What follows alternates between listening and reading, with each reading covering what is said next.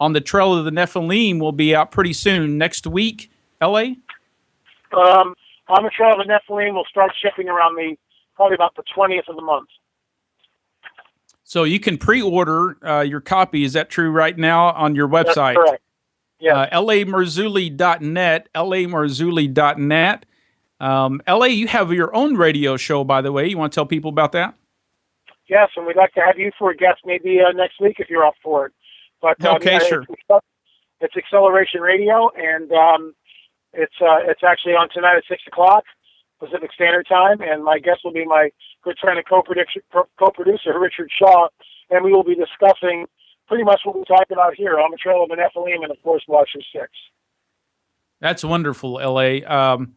Well, we want everyone to go to the website, lamarzulli.net. You can pre-order the video, Watchers 6, and the book on the Trail of the Nephilim. I highly suggest you get the Watchers Pack Series 1 through 5.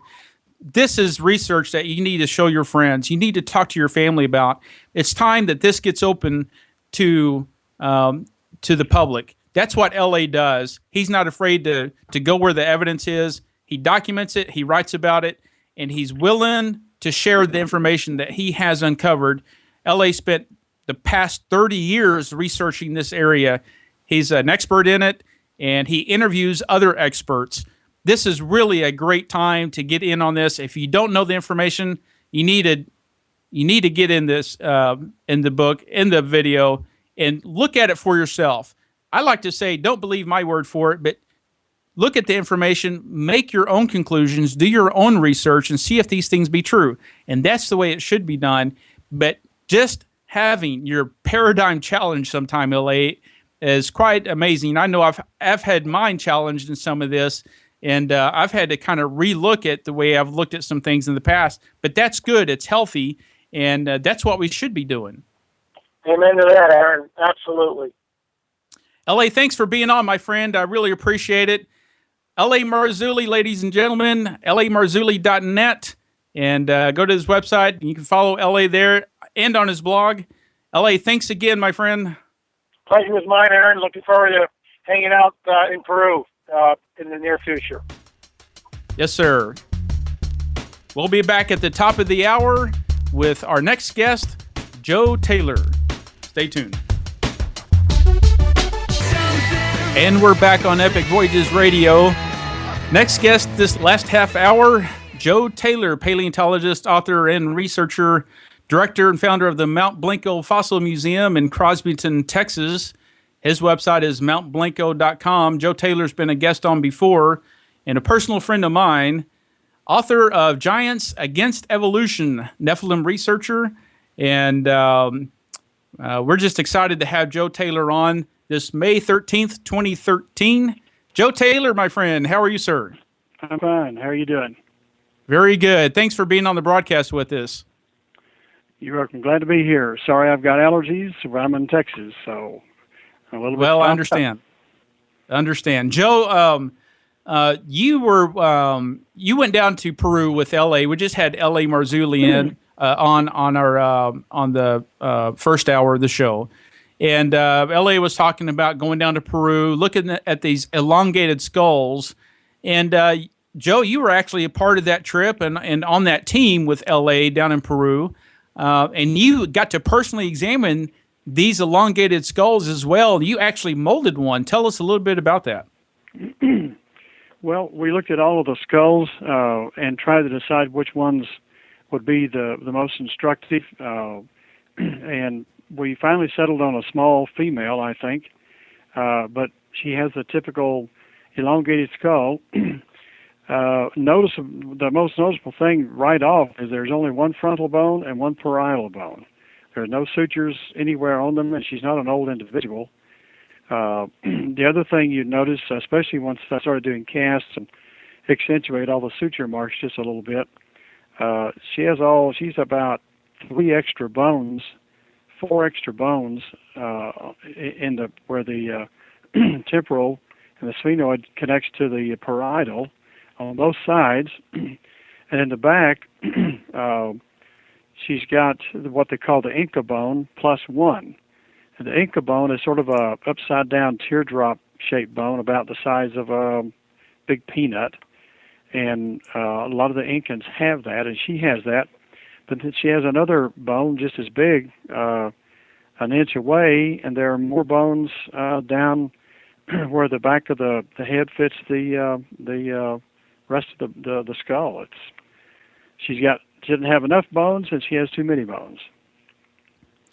Well, L.A. was telling us, Joe, that there was a one suture line that was absent, and that's not normal. There should be a parietal suture line, but that suture line's absent. Why do you think that's absent?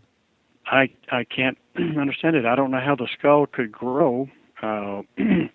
Perhaps because it's missing, the skulls tend to be longer, but I don't know why that would do that. But there's no fusion between the frontal and the parietal. Usually, the parietal, at least in earlier years, it's split down the middle, sometimes all the way down, and this one has no appreciable healing there. There just appears to never have been any splits in the frontal. The back of the skull, where a lot of people's, where the joints from the parietal there connect, it forms a pretty soft arch. In this case, it's almost a square going up. It's a rounded off square or a rectangle going up. Very, very odd.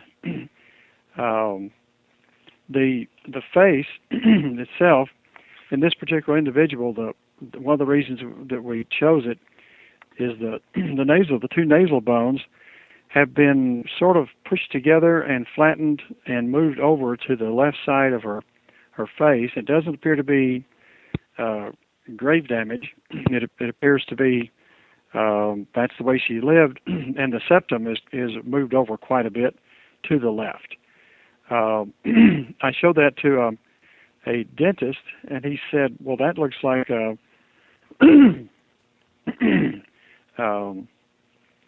what do they call it when you a deviated septum? When you're lost the term." Well, the deviated septum, and then when the teeth and the lips don't form together, hair lip. What do they call that technically, Aaron? Okay, I don't know. I don't remember offhand either. Anyway, there are cases of that all over the world, and it takes some plastic surgery. He was suggesting maybe that's what it was. The other thing I noticed in this skull, and about a half a dozen of the 30 or so bones skulls in the collection, there's a half-inch separation between her two front teeth, and there's no missing teeth there. That's how wide the separation is between her teeth. And I noticed that on some of the males. Some of the males were like 3/4 of an inch apart. And you see that sometimes in African Americans. They'll have I think Sphinx or one of those guys, Sphinx the boxer. That's pretty typical. Lauren Hutton, a famous actress, model, she had a separation between her teeth. But these are extreme. I mean, it's really extreme. So that and several other things about it, and then the shape of the frontal bone, of it going up and sort of making a rise and coming back down to meet the parietal is just really odd. You just don't see that in what we think of as being normal.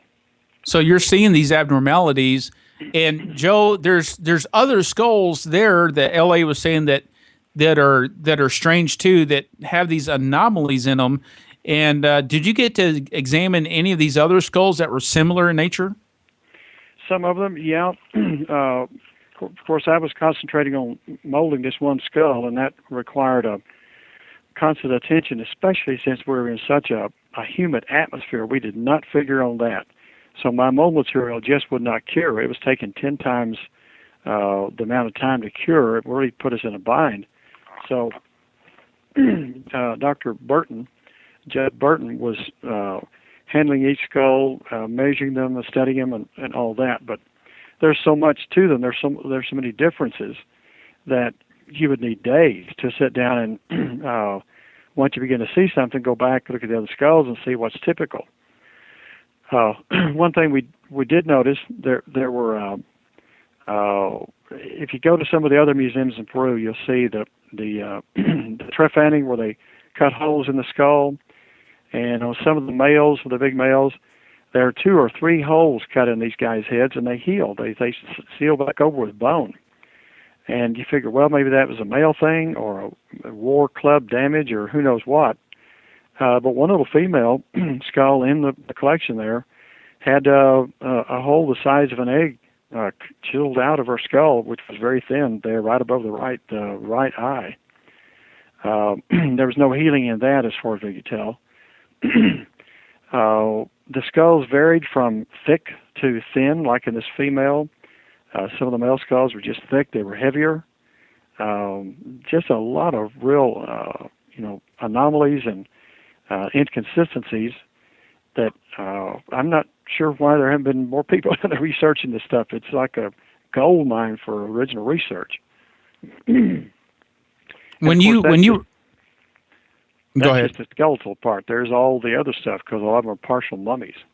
Well, when you casted this skull, internally inside the skull, did you see anything different or abnormal about that? Was there the parietal suture line that should have been on the outside? Was that on the inside of the skull? Well, I didn't. I really didn't take the time to look in there, but I did film inside. And I was just sitting down to go through my files and see if I can find that footage and see if there was enough light for it to have shown up. I didn't notice anything, but I don't believe there was any material left over, any brain matter or anything else left in there. So in that particular skull, I think one could see if there was an interior suture. And, that's a good point to check. Again, if there is, why doesn't it show up on the top? Right. These sutures close up at certain stages of your life, and maybe 2,000-3,000 years ago it was different environment, different diet. I don't know. But the day the last fusion occurs at about 90 years old, at least in Caucasians. In the parietal, that finally closes up at about 90. So why are these skulls that are younger individuals? If they were ever there, they were closed a long time ago.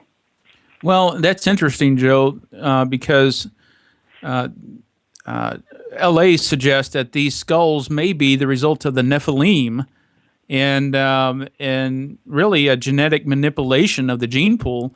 What's your assertion on that? Well, I know that's currently there are a lot of guys looking into that, and I think that's good. That's something that can be researched, and that's what we're doing. Yes. I'm not. There's a lot of questions there. For instance, how many generations would a trait hold true? How many generations can you go? Like if a black marries a white, and then they marry whites. How long does it take, or the reverse of that? How long does it take for one of those genes to come back out, and here you have from white parents a black child? It occasionally happens, but that's what we're thinking about and what we're talking about. If these are descendants of the Nephilim, there would have been how many generations from the time these, like 2,000 years ago, how many generations would there have been if these people were fathered by the fallen angels? How long would it be before those, if they just married people after that, how long would it be before those traits would be gone? Or did some of those traits follow through? This longhead thing, as you well know, occurs in many places of the world, Egypt, Malta, even up in the Adena culture in North America. And it's a lot of times associated with giantism. In Peru, a lot of the longheads we looked at, these guys probably weren't more than 6 feet tall. And some of the ones that were maybe over 6 feet tall that I've looked at in other museums had normal skulls. I mean, the normal, typical ball-shaped skull. So, but there's so many differences in these people's skulls we looked at in this one collection that you can't just say, oh, that's just an anomaly. Well, that's like a racial anomaly almost, like a consistent inconsistency. And Right. If you look at, the whole picture, you look at their culture, the giant stones they moved around and how they were made and all